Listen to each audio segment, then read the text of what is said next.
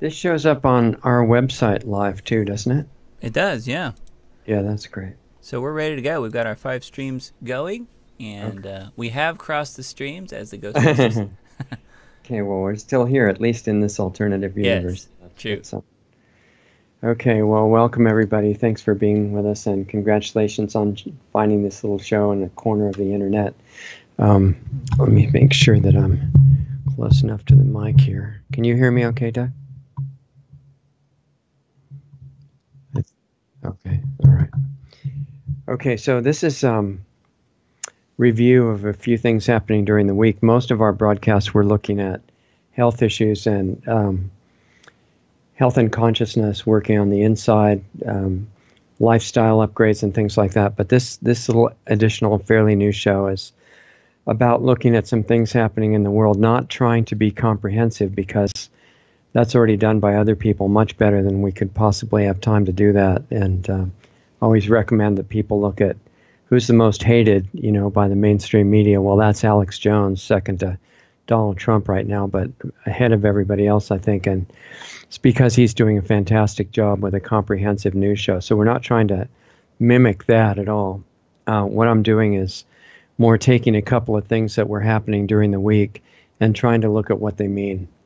Kind of give you an idea of how you could look at whatever's happening in the outside world, so that there's not this big difference between understanding, the mostly horrible but some good things that are going on in the outside world and the things that you're working on inside yourself and trying to mesh those somehow. They're not really that much in conflict in a way. And so we're going to use a couple of examples to illustrate that. And if I look down, I'm sorry, I don't mean to look away from you. It's just that for the week preceding this show, and especially the couple of days right before it, I'm thinking about what I want to share with you and what would convey what I'm trying to convey the best. And I write down little bullet points of stuff. I'll remember to talk about this and this and this.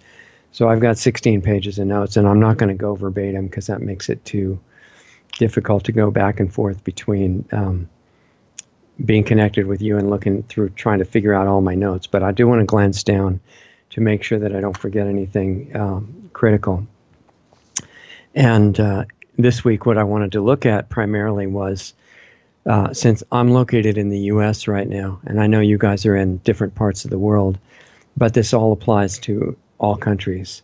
It's a general attitude that we're looking with.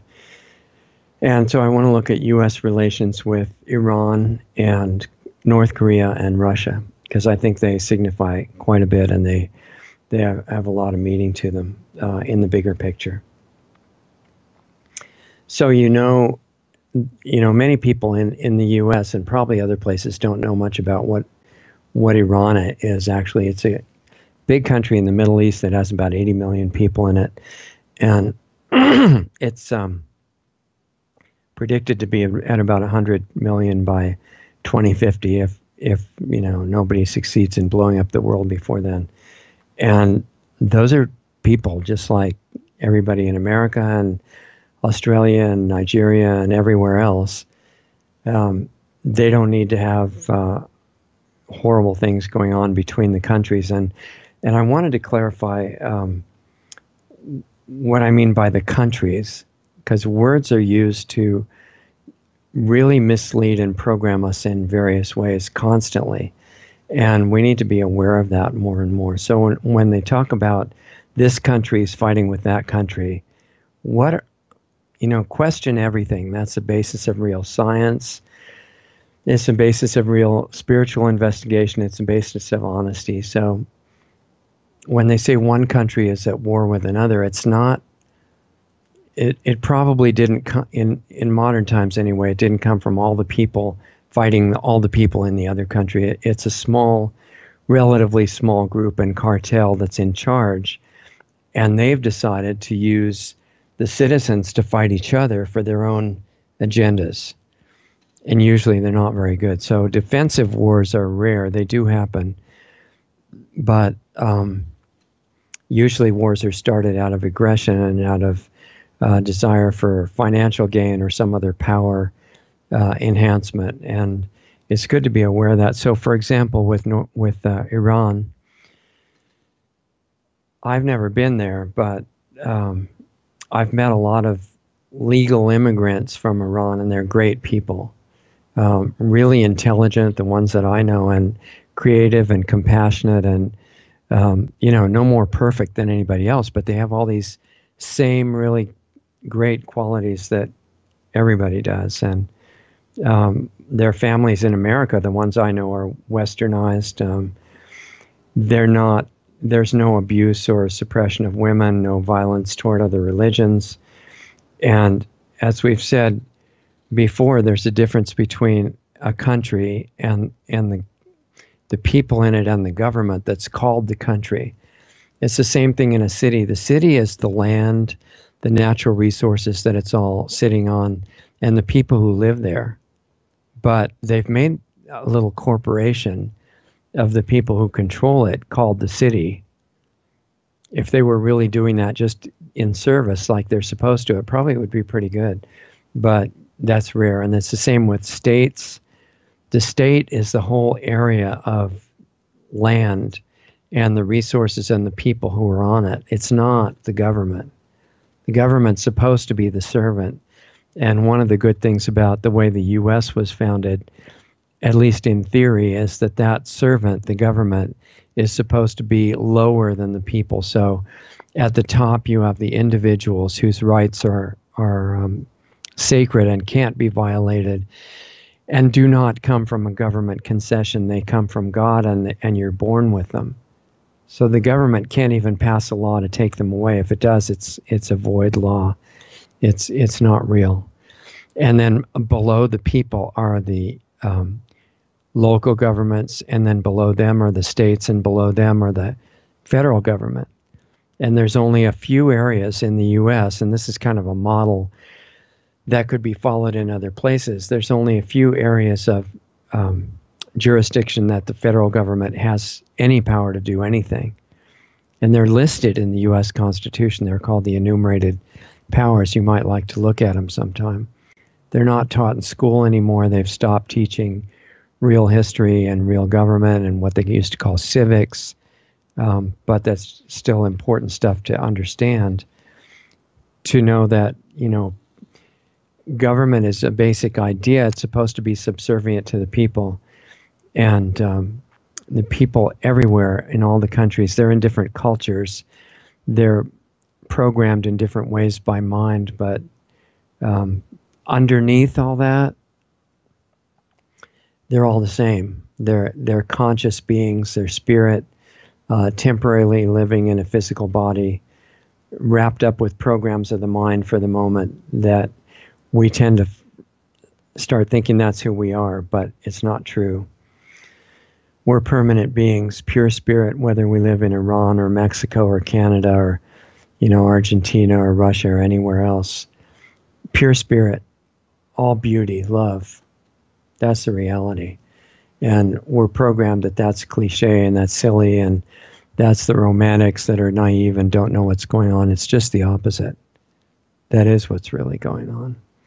And all this nasty stuff is self-deception that just magnifies and plays off itself, and then people get belief systems because they're out of touch with what they really perceive directly. There's a difference between belief and knowing. And so they get these belief systems and they fight over them. They're willing to kill over them, even beliefs about spirit and God and where they came from and who they are. And even if they think it's all love and truth, they'll kill everybody else to prove it. They're a little off track. So that's why seeking the truth on a spiritual level works, is because it's who you are. All this stuff that we fight over is not real. It doesn't mean you don't have to defend yourself and defend others and defend things that shouldn't be attacked. That may be necessary on this level of existence, and that shouldn't run away from that. But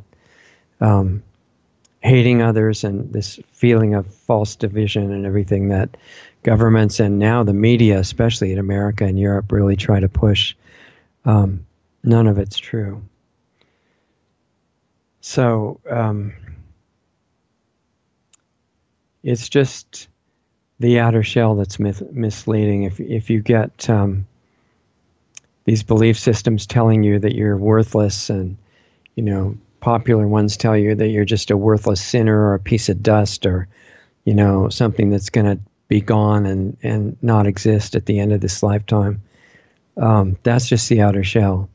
And that teaching is to keep you away from what's inside. And what's underneath is formless and timeless and, like we said, just pure beauty. Finding that in yourself is the way toward where you came from, and then you find out that that's actually what you're made out of. And I'm not trying to be diverted from talking about what's going on in the world. The point is that what's going on in the world is directly related to what I'm talking about here.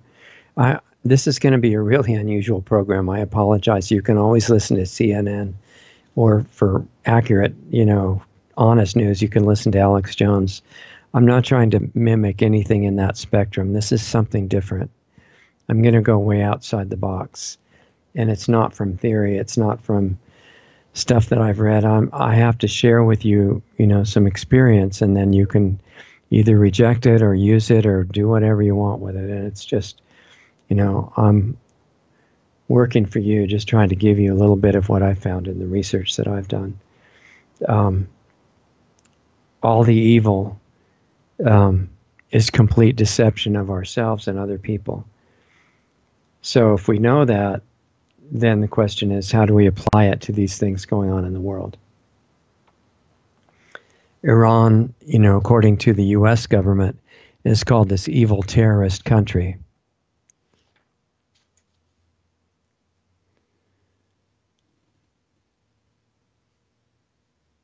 But what is the country of Iran? Like we're saying, physically it's beautiful. Nature is beautiful everywhere.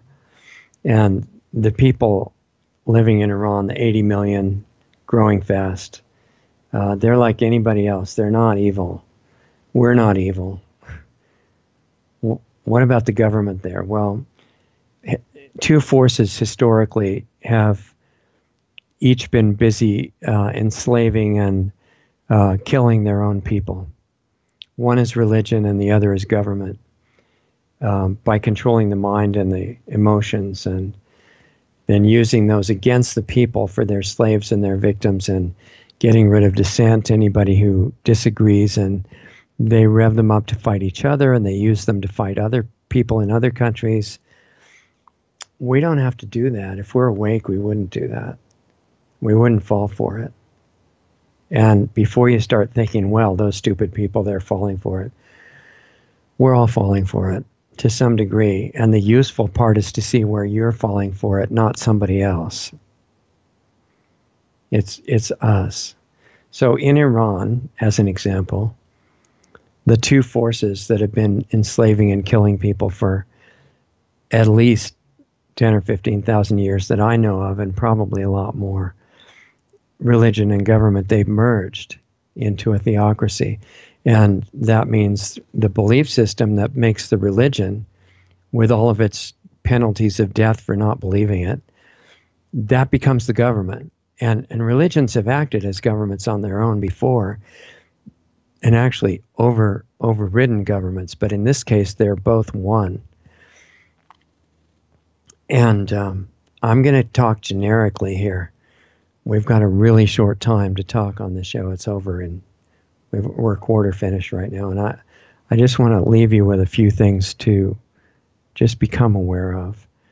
So in Iran, those two forces are merged, and they are ruled by a religion that I'm not going to mention because I want to stay on this platform for a while. But you know what it is. And I've read all three of the scriptures of the religion that is the government in Iran. And the message is, for the religion, you want to get to paradise because it's incredibly nice there. You get to do everything that you didn't get to do enough of in the world is really fantastic over there. Sex and alcohol and all kinds of stuff is there in abundance, and it has no bad effects. You're going to really like it a lot. And you don't want to go to hell because hell's really uncomfortable, and the three scriptures describe it in incredible detail. And if you're not sure if you want to go there or not, they make it clearer for you. You know, imagine having your skin burned off and regrow and burned off and regrow, and you get to do that over and over again forever. You probably don't want to go there. Even if you think you're pretty bad, you really don't want to go there. So the message of the religion, that is the government in Iran, and some other places too, by the way, some of which are U.S. allies, says, okay, no problem. You want to go to paradise, enslave, convert. If you can convert people to your religion, then they're okay. They become your friends, brothers, allies. If you can't do that, at least make them into slaves. And we're talking about present-day slavery right now. And that is going on in several countries. Or if that doesn't work, you just have to kill them. Because having other beliefs really makes God very upset. And God is so upset that he hates anybody who doesn't have the right religion. Now, that is not just the teaching of what's going on with that religion. It's had many others in the past. You pick up the Bible, and in the Old Testament, God, who's the ultimate God forever, hates everybody who worships false gods, and in some cases wants them assassinated and murdered. Okay, so it's not just Iran.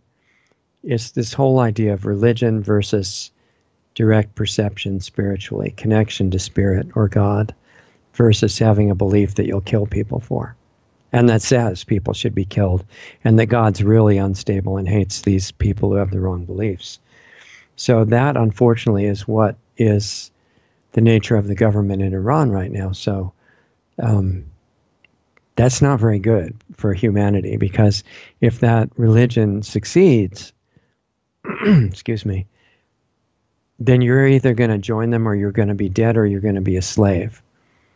And sometimes, if you're lucky, you get to keep your belief, but pay them half of your income and do other things that are supposed to humiliate you. It's not a really good situation.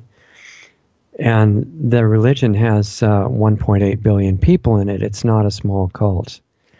And yet a lot of the people who were born into it don't even understand what it's really saying they have to do. And they're really good people. And not just in America, but in Iran, a lot of the people there are wonderful people, and they don't deserve to be attacked or bombed. They have the right to run their own country however they want. It's not up to the U.S. It's not up to the U.K. It's not up to any other country how Iran or anybody else runs their own country. This idea of, multinational systems of control that override the constitutions or the laws of any given country is not a good idea. And there are strong forces trying to push us toward it. But it's against the idea of individual freedom, not just for people, but for countries. So every country is sovereign, and that should be respected. And the U.S. government has a presence in more than 100 countries. No country, including the U.S., is supposed to be, as Ron Paul put it, the world policeman. There's no moral basis for that at all. It's like you as an individual don't have the right, if you understand on a deeper level, you don't have the right to go figure that your neighbor has the wrong religion and then try to force them to change because yours is right and theirs is wrong, and you're saving them from hell and all this stuff. That's not in keeping with the principles of freedom that America was founded on. And the founders decided not to make America a theocracy. And yeah, they had a lot of Christian values that were really good that they based things on, but they were wise enough to know making Christianity or any other religion the official religion that everybody has to follow is a really bad idea. And people have been killed in the name of Christ and God and every other religion that I've been able to find so far, even in some cases Buddhism. So freedom is really impossible. Impossible. That was an interesting slip. Freedom is really important and critically important. And if you don't allow freedom, then your religion is missing something. So the idea is live however you want, but don't intentionally hurt anybody else. And every country deserves that as long as they're not aggressive. Remember, the caveat was don't intentionally hurt anybody else. So since America was founded on that principle, America should live up to it now. Defense is great, and I think strong defense for every country is really important, but not aggressive violence, individually or nationally. And interestingly enough, the current president of the U.S. right now that is so hated by all the media, the opposing political party, the Democratic Party it's called, and most of the corrupt Republican Party hates him too, only goes along with it when it looks like it's going to be helpful for their campaign. The current president was the only major party peace candidate in both parties. All the other Republicans were in favor of war with Russia. It was really amazing, their lack of consciousness, and the fact that they sold out to what is now known as the deep state was really amazing. The Democratic candidates, both of the last ones remaining, were taking really warlike stances toward Russia. And if you remember, at that time, the theater of war was primarily in Syria that was being looked at. And what happened in Syria is you had this guy, Assad, who's always being demonized by the media. That probably means he's got a lot of good qualities. Trust the media, okay? Because they're not, it's like the government. They're not going to tell you that something is great for you unless it's probably deadly. And they're not going to tell you that something is really dangerous unless it's probably really good for you. And like we say before, check it out first. Don't assume that's always the case, because they can make a mistake and tell the truth occasionally. But in the situation in Syria that was going on when the 2016 election was being held, Donald Trump, who's the one hated by all the media, all the major media, and all the corrupt government heads everywhere, and all the Democratic Party people who don't even know why, the leaders know why he's dangerous to them. He was the only one saying he didn't want war, and he wanted to pull out the military from every possible country that the U.S. was in. He wanted to get along with Russia, that they could be a good ally. He didn't want to, he just said it wasn't our place to fight with Assad, who wasn't attacking us in any way. And, you know, yeah, maybe he had faults, but that's their country. That's not our country. Russian military was there by invitation. The U.S. and Israel and all these other people were not. That was really important. And so the Democratic candidates and all the Republican candidates other than the one that got elected, they were all saying, yeah, we got to be harder on Assad and overthrow him. What? That's not legal. That's not ethical. That's not moral. It should have been immediately seen through as criminal nonsense by the American people. Russia was there destroying what was called ISIS at the invitation of Assad, who was trying to save his own people from annihilation by a group that was following that little religion we talked about. And they were not radicals, extremists. That is nonsense. They were following the religion to the letter. You know, beheading people, throwing homosexual people off buildings. That's not radical. That's what the religion says to do to get to paradise, okay? So they were doing that. And Assad, trying to save his people, not attack them in some stupid way, was saying, we need help. These ISIS people who are funded from many countries are going to overwhelm and kill our people and destroy our country. And the only ones the main ones that they asked for help was Russia. Somewhat Iran too, but mostly Russia. And Russia said, okay, we'll just do it for you. And Putin sent his forces in to kill the religious fighters who wanted to destroy the whole country. And they were succeeding. The U.S. was not supposed to be there. And several times the U.S. or allied forces, like from Turkey, would actually shoot down Russian aircraft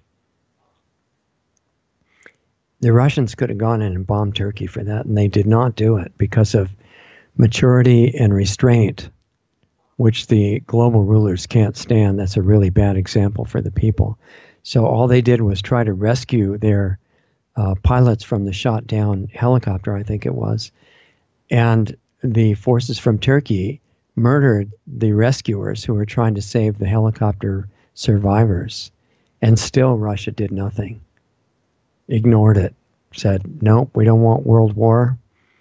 We'll take a few murdered Russians and save the world from an exchange of thermonuclear weapons.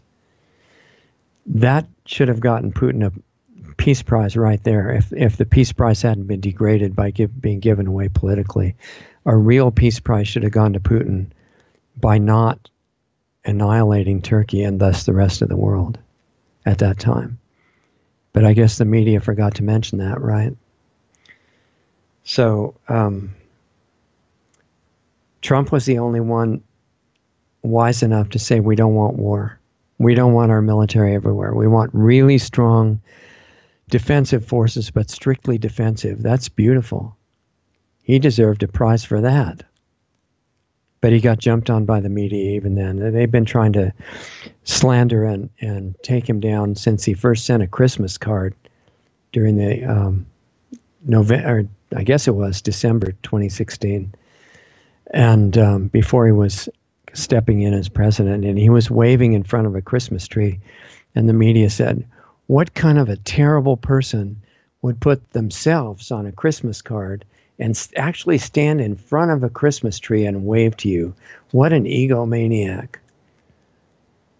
And a lot of people fell for it and said, yeah, he must be a really, terrible person to do that. And they're still doing it every day, all day, every hour. There's a reason. Because he threatens peace and nobody can stand it in the power structure. Not because they just make money on war, but because their agenda is eventual extermination. That's another topic that would probably take a few shows to really go into in detail, but it's not just population reduction thereafter, it's extermination of life. And I'm pretty clear about that at this point. That is not to be negative, disheartened, or anything like that. Nothing of the sort. It's to just see accurately what is controlling things in the world right now. So that single peace candidate got into office and he's got big areas of ignorance, in my opinion, where he doesn't realize things, and he has great respect for successful military and business leaders. He doesn't realize the extent of the corruption that's gotten into global corporations and governments. But he's starting to, finally. He's really starting to now, which could be part of the reason that the power structure is really intent on having him killed at this point. And we need to watch that. I said I was going to be generic. I'm probably going to get us thrown off some of these platforms. So if we do disappear, go to lostartsradio.com, see where we are. Go to see us on real.video, because we just got invited and put up on that channel. It's just starting. Mike Adams started it. Any of you guys that need a channel that is not going to get censored and is trying to tell the truth, go to real.video and see if you can get invited to have an account there. So because of this one area of many of Trump's areas of ignorance, he's brought in advisors and cabinet members and people that are sworn to be his enemies. And they're pushing him toward war, and they're trying to keep real information away from him. But that circle of protection that keeps information away has now been breached, and real information is reaching him, and he's absorbing it, he's reading it, and he's taking it in as fast as he can. It's kind of exciting, but it's at the last minute, so the question is, will it be fast enough? And there was a poll with this idea of the conflict with Iran that most Americans don't support it. There was a poll just done. It was on Zero Hedge and Huffington Post, which I totally don't trust, but in this case, even they admitted that the majority of Americans do not want war with Iran, and Trump is being pushed toward more and more hostility with Iran and also with Russia. But with Russia, there's a chance it'll break down now because he finally met with Putin, which he should have done right after the election. Meeting with people doesn't mean that you're in some nefarious conspiracy with them. It's what you're supposed to do. So remember, if you become president, don't be bullied out of meeting with important heads of other countries. And Trump let himself. That was a big failing on Trump's part, not because of evil intent. You know, Trump's greatness is not because he does everything right. And it's not because he knows everything, because he really doesn't. Trump's greatness, that might make him the greatest president we've ever had, is his intent. It's the same thing that made John Kennedy a great president. He had all kinds of personal flaws. He cheated on his wife. He was a chain smoker. He wasn't, doing a lot of things correctly. He had some socialist ideas that were crazy, but he was a really great president because his intent was really to help the country. And if you start learning about the different presidents, that's super rare. Trump has that, combined with more courage and more strength. And that's why I'm calling him what I am. But he has big areas of ignorance that are enough to potentially get the world destroyed. And those have to be built up and filled with real information. And the reason that they're trying to have Trump killed right now, if he was as bad as the Democrats and the media say he was, they would love him. If you understand that one statement, it clears up a lot. They absolutely hate him. And they want him dead. And they've been wanting him dead since he got in. And the reason is not because he's doing everything right. He's bringing in these toxic industries. So he, I guess, signed off on the merger between Bayer and Monsanto, or Bayer buying Monsanto, sorry. A lot of, supporting other toxic industries. He doesn't know that the 5G rollout is death to America and the rest of the world. But the problem is to the global power structure. Trump's character is such that if he finds that out, which I hope he does really soon, and now there's a chance, he would turn around and act on it overnight. And this terrifies the global rulers because they thought they were almost there with destroying America and the rest of the world. America being key, not because the people are any better than anywhere else, because we're all equal underneath, but because America has a memory of freedom, and not many places do, although Russia's getting better. That's why they're hated too. And in some way, Russia's getting more free than America.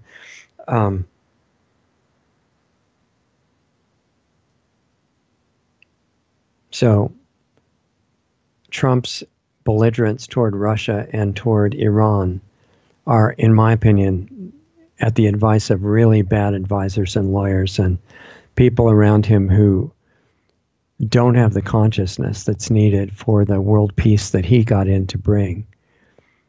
Prosperity in America doesn't work in a world at war, where everything is terrible. The world is really connected. That doesn't mean that you want some supranational power telling every country what to do. There are other names for that, and it's tyranny. It means because the world is connected, you need sovereign countries cooperating with each other because they all have common interests, not giving up their sovereignty. So Trump has been advised very badly on that. And he's really got the innate ability to make peace even with Iran, even if Iran wants to be a theocracy. And the people don't want that. More and more they're objecting to it. And the women recently, who are supposed to be second-class citizens according to that religion, it is not a religion of peace. It's a religion of subjugation and war. You just have to read and study in order to know that. It's not the point of view of some scholar. It's in the original scriptures. But the people are waking up to it and say, wait a minute, how could God want that? And the women were burning their burqas, their hijabs. I always get it wrong, hijab or hijab. I think it's hijab. And they were burning them, which means they were risking their lives. Because if you leave that religion, you're supposed to be killed. Just like the people who left the religion in the Old Testament of the Bible, they had to be killed by throwing rocks at them until they were dead. God supposedly really supported that, okay? That tells you the difference between religion and spirit. And it's very threatening for people because they're worried that if they give up their scriptures and their religion, they're just going to hell or everything will be chaotic and they'll have no contact with God. And it's just the opposite. God's right there. So anyway, that's another subject. Iran needs to be approached the same way as Trump has approached businesses making these great deals. And I mean, we'll talk about it in a minute if we have time, and time's running out quickly here, but Iran needs to be approached in a positive manner. There's no advantage like these malicious advisors around Trump are saying to be really tough, and I'm not saying send him pallets of cash like Obama did in selling out the country. I'm saying make an alliance, with certain conditions. And the conditions is, have your own religion. If it says to kill people in your country, well, that's your issue, and I hope you get over it, but not outside, and don't spread terrorism. And be positive, work for your own prosperity, and we'll cooperate with you. And we don't have to have any war. That's what Trump needs to be doing. And real information is getting to him now. And it's super exciting because it's penetrated that circle around him that was set up to prevent it. Defensive war is still acceptable if there's no way out of it, but the weapons available to us are getting so horrible now that even defensive war risks the annihilation of humanity and the rest of the biosphere. So at this point, we're kind of at a crossroads. Dr. Greer has talked about it a lot. We have to go from a type 0 civilization where, everybody kills each other, regardless of what the reason and justification is. Justice is a bunch of garbage. There's something higher and stronger. Cooperation and universal love and bringing everybody up by your own example. The greatest martial arts masters, they don't have to beat up everybody. Do you ever notice that? Why is that? They just run away from all the fights, well, sometimes, but because they don't have an ego about it. They're not trying to look really tough. They don't care about that. But it's more than running away. Their influence is so strong and such a beautiful example that the people who wanted to attack them forget about what they're doing. And they say, wait a minute, why would I want to do that? That's a powerful martial artist. That's a powerful country. Capable of self-defense, but proactive in spreading cooperation, peace, and mutual respect by the depth of their character that is obvious, and it's not what they say. So the first effort in Iran should be negotiation, and Trump's got the talent for it, and they're trying to keep him from doing it. And I want to encourage him to do that because it will work. Sanctions are stupid. They're criminal. They hurt the citizens. I know people in Iran and from Iran. They don't deserve to be having their economy shut down or their food get scarce or their oil sales stopped. That's the 80 million people in Iran. They don't deserve that. So that's a really bad policy and the big mistake of Trump, I would say. All it's going to do, besides make a lot of people suffer, is increase the resentment against Iran. And then the advisors will say, see, they hate America and we have to bomb them. And this is a downward spiral, and Trump needs to stand against his corrupt advisors and overrule it. Now, that doesn't mean to shut down defensive capability for America or any other country, because self-defense for a person or a country is essential. Pacifism doesn't work. No illegal immigrants should be able to come into any country without being checked to make sure they are going to be supporters of that country and not of any religion that says you have to kill people that don't agree with you. That should never be allowed in a country. And I'm not saying throw people out if they're official members of that religion, but there has to be a way to check in some way that they're not going to follow it. That's what it comes down to. I mean, just call it what it is. If you're born into a religion that says you have to kill everybody else to take over the world to make God happy, should not be allowed in your country. If you do, it's going to be bad. And so that's still in force, I think, or should be. All the immigration should be legal. And nobody should be able to be legally coming into the country unless you check out that they are going to love and support that country. Otherwise, why should you do that? If you have a house that's your house for your family, you don't take all the doors off and just let everybody in saying it's compassionate. That's stupid. And it's going to get yourself mugged or killed. It's the same with the country. So Trump has been trying to do that. The media says this is terrible. And they've got the citizens brainwashed to think, oh, that's so, mean of the president. That's really dumb, you guys. And we should be able to see through it. You got to get smart enough so you don't care what the party says. You don't care what the media says. You just look and you see what's going on. The recent picture of the kid crying on the cover of a famous U.S. magazine that went all over the world, and Trump looking down really mean, saying, "Welcome to America," that was all fake. That girl was never separated from her mother. Unfortunately for the media, that got exposed. They just hope you never hear about it. Then once you make an alliance not an alliance, I shouldn't use a cooperative agreement with all these different countries, including Iran, then you can have fair and open trade, but not free trade, because the economies are different. And you don't want to get yourself into a position where something that you're absolutely dependent on for your national survival comes only from another country. Lincoln said some things about that. Lincoln had some huge faults from what I've read and studied. He was a big racist and, was in favor of slavery and stuff. But he had some wisdom in other areas, and you should take wisdom from people in pieces where it is, even though they're not a perfect person. So they had to have steel for rails in America to build the railways, and they got a cheaper offer from either England or somewhere in Europe. I don't remember, probably England. And he said, no, let's buy it from our own country, because then we'll have the money and we'll have the rails. And that was really wise.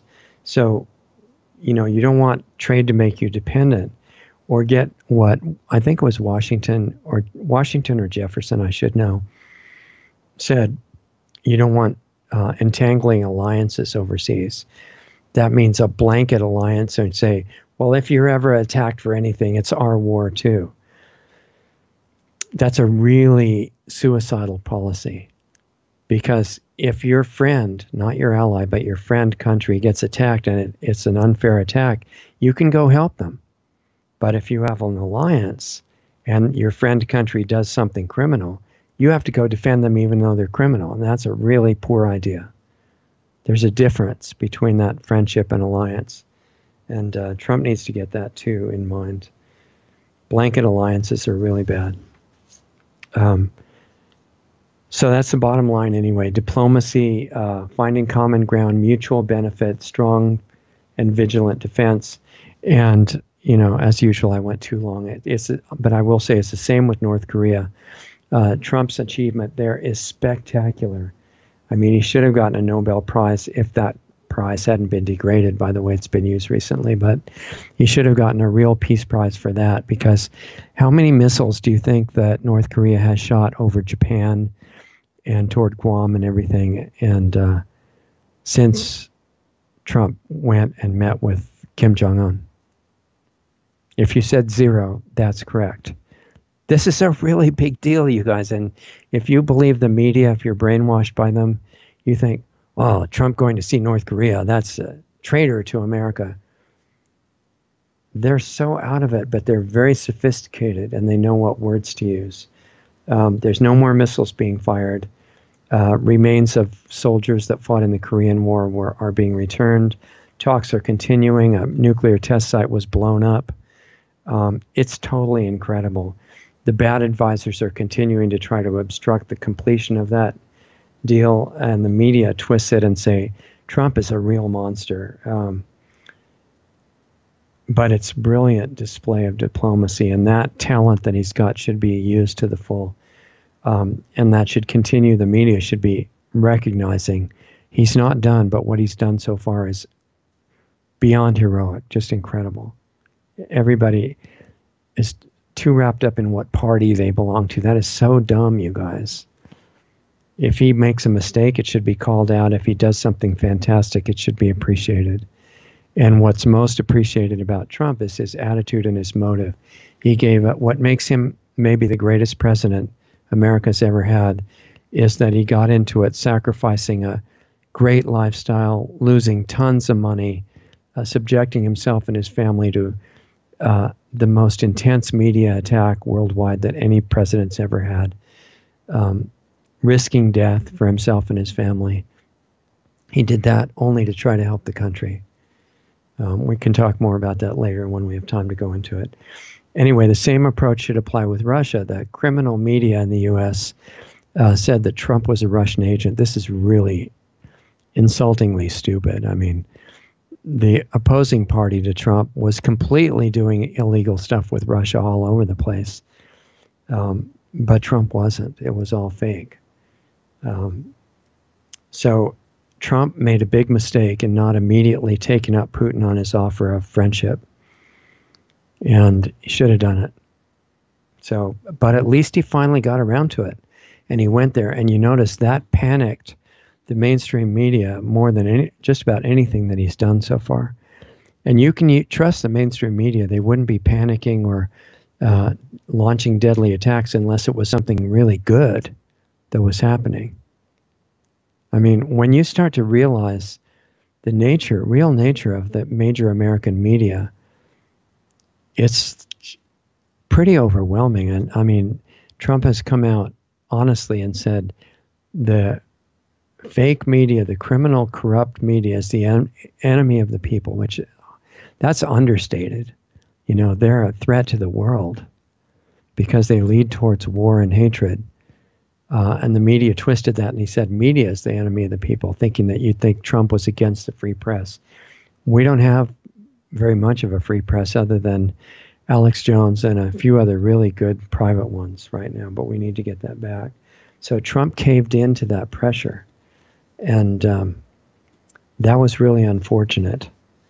He needs to fix that mistake. Well, he did fix that mistake. He went and met with Putin, and it was really a great meeting. And fortunately, a lot of it was out of the sight of the media, which they absolutely hated.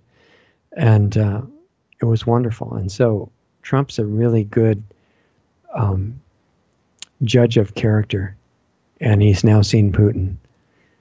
Just like Steven Seagal and a bunch of other people who have met him in person, he's doing a lot of good things, you know, getting Wi-Fi out of the schools in Russia, banning GMOs for at least 10 years. That should have gotten Putin a Peace Prize right there. Supporting organic farming, no chemical fertilizers in that kind of farming. And he wants to have Russia become the #1 exporter of organic food in the world. I mean, that's why they're demonizing Putin, and why the TV people are just going crazy right now and saying, and this strange behavior on the part of Trump, he actually went and talked to Putin in a civil, positive manner. We have to get rid of Trump immediately. And it's because of the good stuff that Putin was doing. And to get those two together is a formidable force that could be a threat to the negative power structure that's running the world. So that's the reason I think Trump is a great president, and it's because of his intent. Now he needs total support, but he also needs education. There are other threats to America and the world that are immediate, and if Trump doesn't fill in the information, he could lose a chance to save humanity and what's left of the biosphere. One of those, of course, is the 5G rollout that's happening every week now, including this week. And they're putting up these little antennas made to look innocuous by being called small cells. Smart also, but small cells. And they're very, very damaging to you, your kids, your family, everybody around. It's a frequency that's designed to interfere with inter and intracellular communication. It's a crime against humanity. And although, I'm in favor of loving and supporting everybody, the ones who are running these massive crimes need to be indicted and probably imprisoned to stop what they're doing. And the heads of the telecom industry are definitely in that category. They need to be indicted. They're going to cause more damage than any dictator in the world. And they're getting ready to do that right now. And most of the local city governments are going along with it. And people aren't being vocal enough in the meetings of the city councils. And I know, I've only been to 2 of the city council meetings where I live.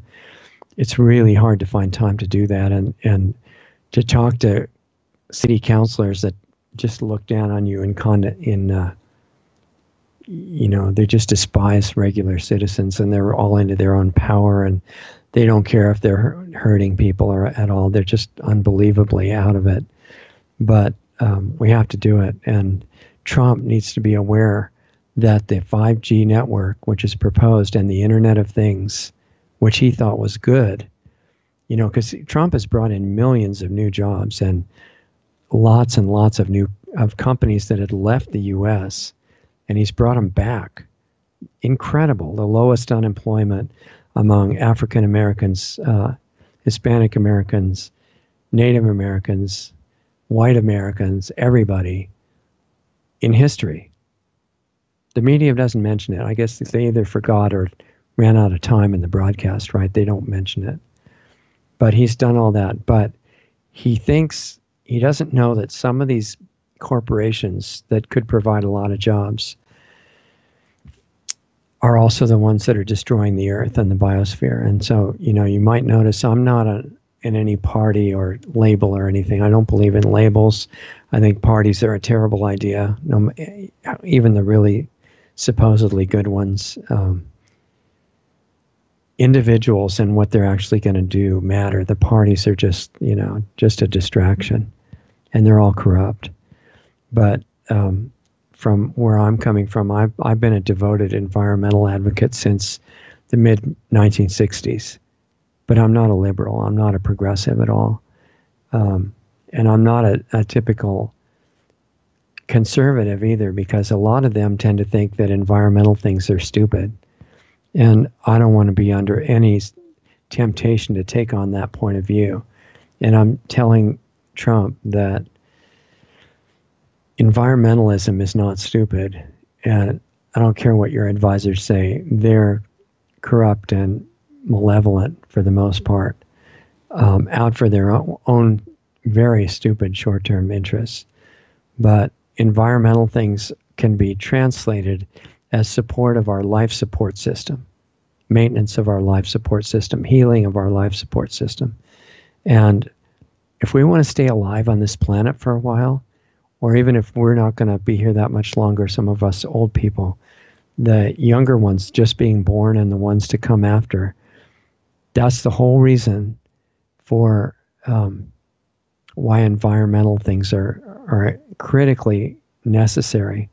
But, all these words get co-opted and corrupted, and environmental tends to mean liberal, progressive, and it means give up your rights to save the earth, and it means panic about global warming and turn off your air conditioner and stop driving your car and all that.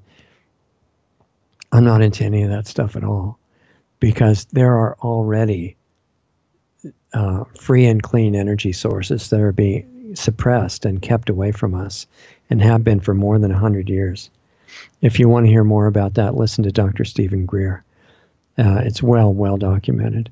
And the people that have demonstrated some of those that actually did work, well, they got killed, right? That's the real energy policy.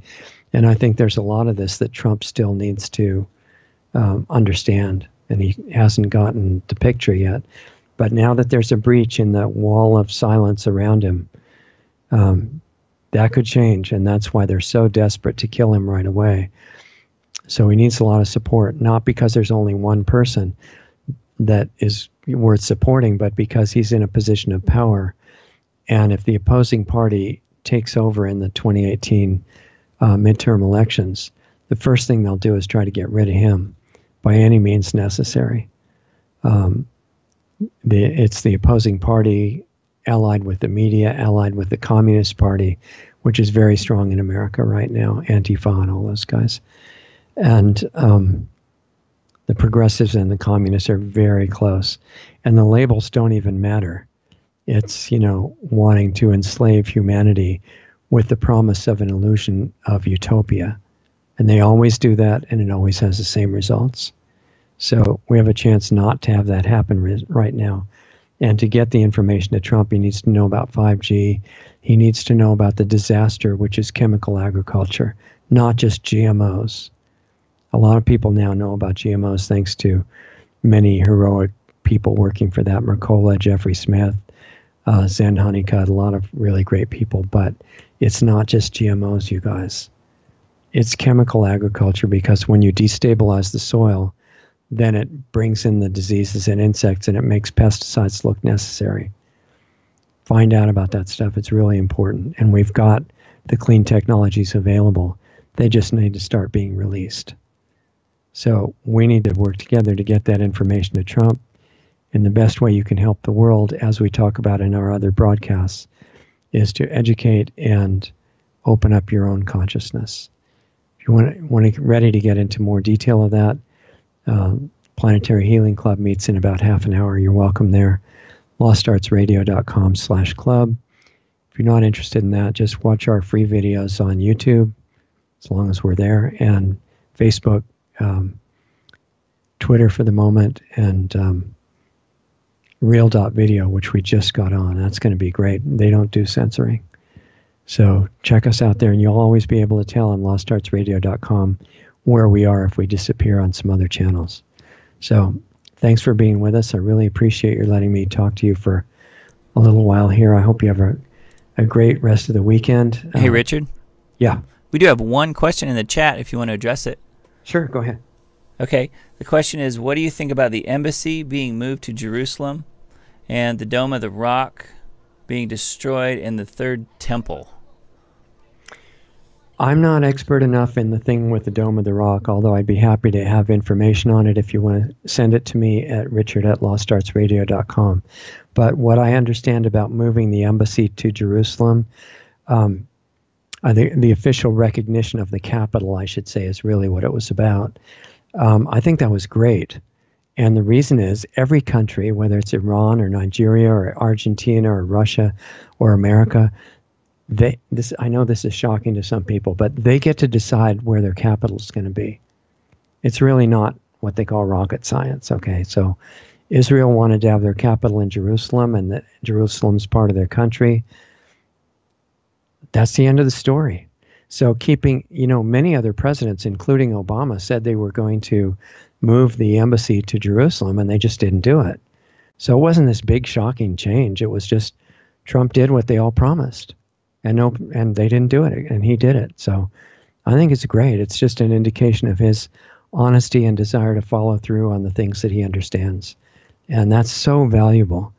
That's more important than being right about everything, because the person with the right attitude and the courage to stand against vicious condemnation when you're right is so valuable that then you can fill in and correct your mistakes. But if you don't have the attitude that you're there to help the world and the country, you can learn all the facts in the world and it doesn't lead to a good result. So it's a great question.